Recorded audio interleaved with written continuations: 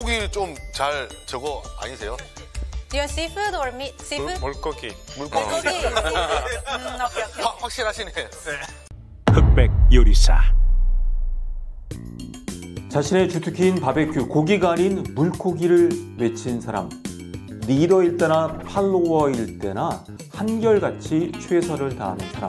그리고 자신의 필살기인 고기 요리를 꺼내놓지 않고 늘 새로운 도전을 하는 사람. 거장이지만 겸손한 사람. 맞습니다. 제 마음속에 있는 흑백 요리사의 주인공 에드워드 리 셰프, 이균 셰프의 이야기를 해보고자 합니다.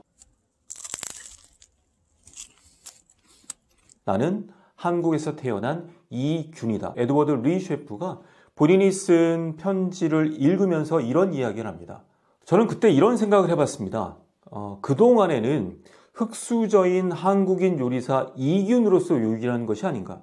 그렇기 때문에 매번 새로운 도전을 하고 한국적인 요소를 가미하고자 창의적으로 노력하지 않았나.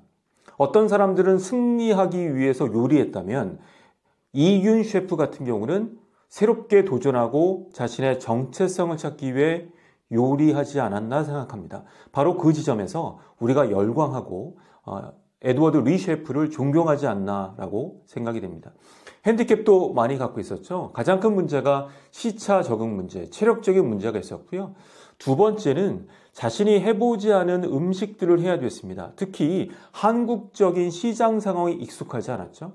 음식을 대하는 진심, 태도, 철학, 그리고 뉴욕대 영문학과를 나와서 그런지 모르겠습니다만 어떤 음식에 담아내는 서사, 스토리텔링이 뛰어났고 그것이 꾸민 것이 아니라 진심으로 우리에게 전달이 됐기 때문에 열광하지 않나 생각이 됩니다. 좀 세 가지로 구분해서 말씀드리고 싶은데요. 첫 번째는 창의적인 요리 실력입니다. 너무나 요리가 창의적이었죠.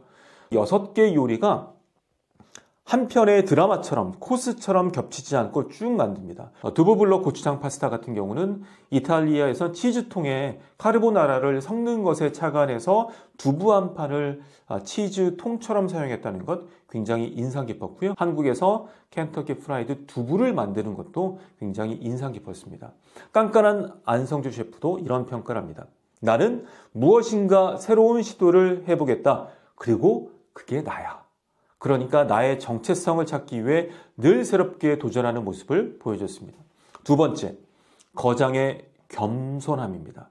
다른 셰프를 대할 때 늘 태도와 내용들이 공손함을 갖고 있다는 게 오롯이 느껴졌죠.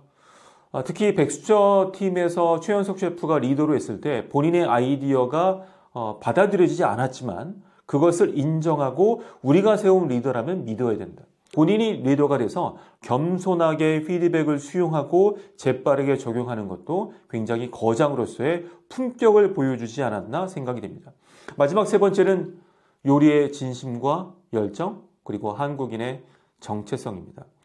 두부 요리 지옥에서 트리플 스타와 이균 셰프가 남아있을 때 둘 다 지쳐 있었습니다. 근데 그때 힘들지 않습니까? 라고 인터뷰가 들어갔을 때 이런 표현을 씁니다. 우리 요리사는 끝까지 싸워야 돼요. 싸운다는 게 뭘까요? 저는 이런 생각을 했습니다. 자신과의 싸움. 자기는 도전하고 요리에 대한 진심이 있기 때문에 상황과 환경이 안 좋을지 모르겠지만 그것을 극복하고자 노력하는 게 필요하다는 겁니다. 사실 말하기 스킬, 스피치 스킬로 봤을 땐 여러분이 느끼는 것처럼 어눌하지만 우리가 그의 스피치가 매력적으로 느끼는 것은 본인의 일에 진심이고 그 태도가 오롯이 전달이 됐기 때문입니다. 마지막으로 나머지 떡볶이, 디저트 정말 압도적이었습니다. 많은 스토리텔링과 이야기가 담겨져 있는데요. 한국에 와서 음식을 먹을 때 너무나 많이 줘서 부담스러웠다. 특히 떡볶이 같은 경우가 그랬다는 이야기를 하면서 나중에 생각해보니 사람에 대한 배려, 따뜻함이 아니었나라고 이야기하면서 이 요리에 대한 스토리텔링, 서사를 담아냅니다. 사람을 대하는 태도와 요리를 대하는 태도가 참 따뜻한 사람이구나.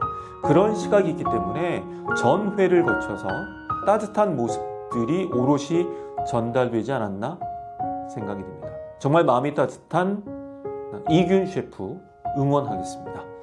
오늘은 여기까지 하겠습니다. 고맙습니다.